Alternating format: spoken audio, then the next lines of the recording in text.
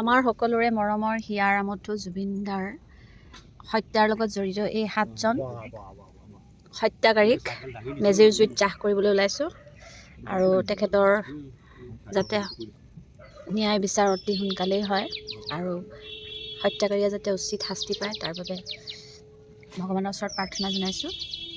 আৰু এই 7জনেই হৈছে তেওঁৰ হত্যাকাৰী বুলি এতিয়ালৈকে প্ৰমাণ কৰা হৈছে। সিদ্ধাৰ্থ শৰ্মা, শ্যামকানু মহন্ত, শেখৰজ্যোতি গোস্বামী, অমৃতপ্ৰভা মহন্ত, সন্দীপন গাৰ্গ, নন্দেশ্বৰ বৰা আৰু পৰেশ বৈশ্য।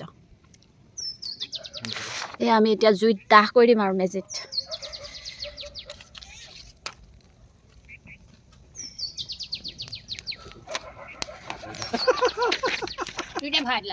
একদম ভস্ম কৰি দিছোঁ আৰু দেই।